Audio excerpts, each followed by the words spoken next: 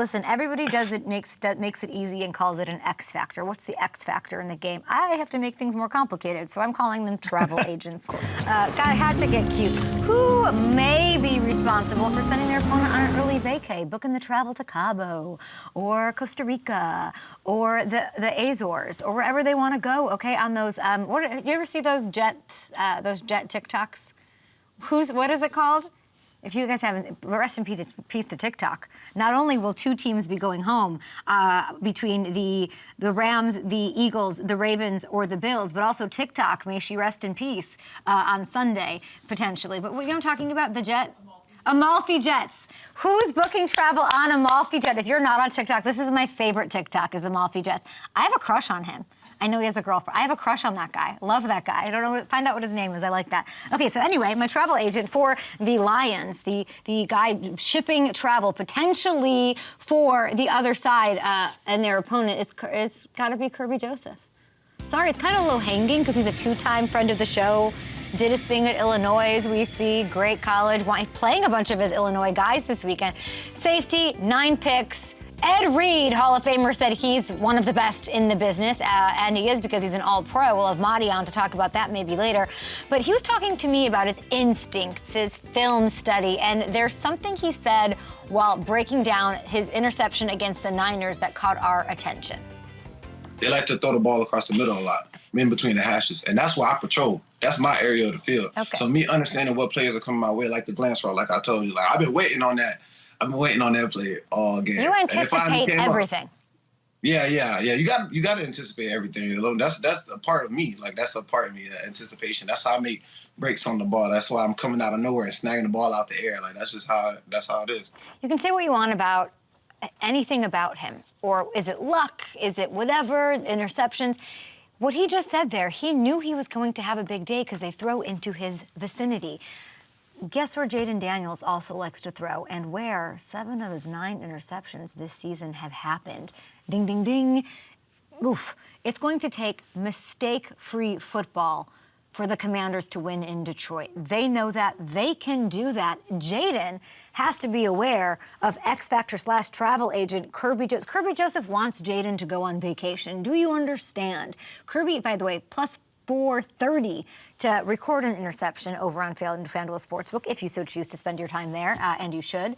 Dabble, enjoy responsibly, of course. I don't know. Those are the shortest odds for any defensive player this weekend. There's a reason for it, and that's it.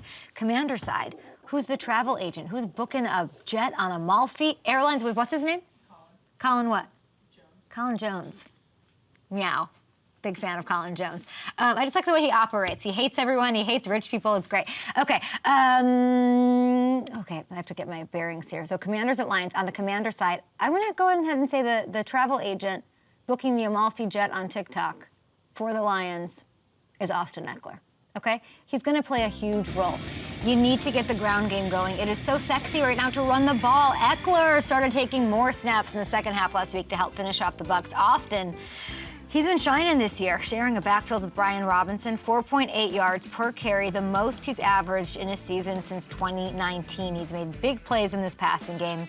He's also a second-team All-Pro as a kick returner, so he's going to affect the game in a number of ways. And his line, by the way, for combined rushing and receiving, less than 50. It's 49.5 in this one. I'm banging the over. It is hard to not like that number on FanDuel Sportsbook right now. Get there, do your thing as you're drinking your coffee and talking to Alice in accounting about TikTok going away on Sunday. Okay, and speaking of Sunday, the X-Factor/travel agent is Nolan Smith for the Eagles. Hear me out. Yeah, I remember that draft in Kansas City a couple years ago when, here's what I heard. Howie, he's only 230 pounds. You can't take him in the first round. Howie, don't do that. And Howie said, shut up, everybody. I'm smarter than all of you, and I love making you look stupid. That is what he loves. And Nolan has 5 sacks over the last 6 games. Voila. Top 10 in the league over that span. He dropped Jordan Love twice last week. He's so quick, so explosive off the edge. And he's a nightmare for tackles to have to deal with in passing situations. And Matthew Stafford, by the way, does. I mean, he's been there, he's done that. He wants another trophy. We'd love to see it. He ranks 29th among quarterbacks this year when it comes to passer rating under pressure. You can decide why, you can chew on that, whatever. But Nolan Smith will feed into that. He can wreck this game. And he, by the way, also has the shortest odds to record a sack of any Eagle at -104, by the way. Do you understand what we're doing for Hamilton? Do the people out there understand what we're doing for them? I hope so. These are, we had to sit at a big round table and decide who's the X factor in this game. And if you want to know that kind of stuff, you can go to FanDuel Sportsbook, peek around. There's 500 props. There's hundreds and hundreds. And you kind of say, why? I wonder why that. Like, I wonder. We have dug through some not great props on FanDuel Sportsbook. We have found the goodies for you. Dost thou understand, audience, the generosity being handed to you this morning? Yeah, and I love some of these defensive props too, like that. Like Nolan Smith has been their go-to pass rusher right now, and the Rams especially have had some problems with that offensive line with speed rushers. So -104, I like that one. Okay, on the Rams side, you know where I'm going. You know I'm going right to Sean McVay. I know. I'm going with that gelled hair, hard shell masterpiece on top of that dome. That guy right there with that headset. Coaching is the great equalizer. Sirianni, Fangio, Kellen Moore, they've been fantastic all year. But if there's anyone who can find a way to solve them, it's this guy, okay? Sean McVay would love to see Nick Sirianni with a little a lei around his neck. Maybe doing, add a pig roast somewhere in the next couple of weeks. He does not want him in the Super Bowl. Over these last 4 seasons with Matthew Stafford, McVay and Stafford combined 19-3 together in games played in December, January, and February. Coach just finds a way. He gets his team playing their best football right now, this time of the year. And I don't know, what do you think picking against them means to them? He literally had a sign about the bye week in the law. He hates this stuff. He eats this stuff for breakfast, pressure for breakfast, especially this time of year. Him and Les Snead are in their bag, have been all year working in tandem. And I'll never forget, I truly will never forget this intense moment at training camp. Last year, I don't think anybody thought our team would be worth the shit, and nobody believed that in our building. All these opinions don't mean anything until that ball's kicked off. You're going to win another freaking Super Bowl, aren't you? We'll see. Is this going to happen again? We shall see. I looked beautiful there. Hamilton, that is the most stunning. That was day 1 of training camp. I'm literally a model compared to Saints day 75. Like, unbelievable. But that's not what's important here. Not that beautiful ponytail and that snatched face looks like had a facelift. Not that. We're going to see Sunday. That man is pissed. He's pissed then. He's more pissed now. But I will say, he has done this thing, Hamilton, where he has, like, almost decided, I'm just going to shut up during the season.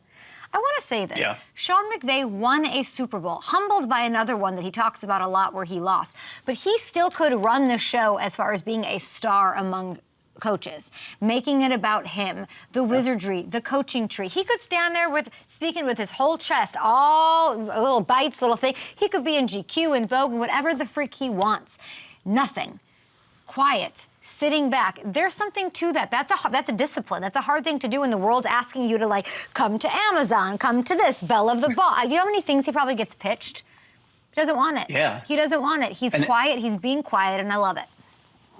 Yeah, and it was cool. Like, looking back on that interview, just like him talking about his evolution, he was really open about that and how he's kind of changed his approach, and he cares less about that stuff. He cares more about getting sleep and being rested and being there for his players and for his other coaches, and that's where his focus is. He's kind of refocused on that over the last year. They're playing their best football right now. We're going to see there's a chance of snow in Philly, as we're all seeing. That sort of plays into the Saquon vibes favor, but Kyron's really good. I do want to say this, and I'm doing the I'm trying to figure out, and this started in a natural conversation you and I had about, like, why are the Eagles being slept on if they're the most complete team? It doesn't make sense. They are the NFL underdog right now, if you can understand, because they really are a very good team. They are built well. They are cultured well. They have it all in those terms. They can throw. They've proven it. They can run better than anybody. Sorry, like Derrick Henry, all of that. They're not heralded in the same way. So I've been sort of trying to understand why they're not liked. Why don't we like the Eagles? Rams fans are like, you're picking the Eagles. You hate the Rams. You've always hated the Rams.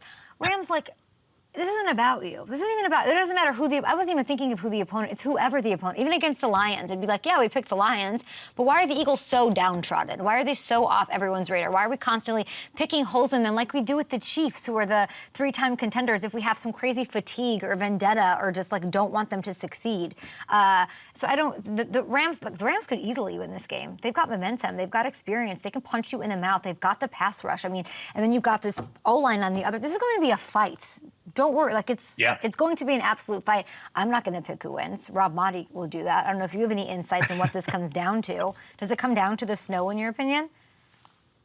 It very well could. It's going to come down to the trenches either way, and I think that just gets magnified if it snows. And this Eagles offensive line did push around that Rams defensive line a little bit in the last game. You hope it is a young Rams defensive line. Kuechly showed it yesterday. They were a little bit undisciplined in that game.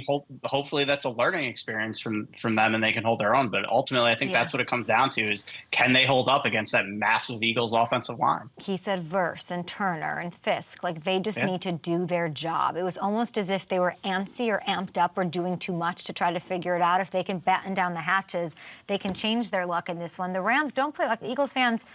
I hate that everybody hates you, but you can lose this game. So let's get it together and enjoy some fun, especially on FanDuel Sports.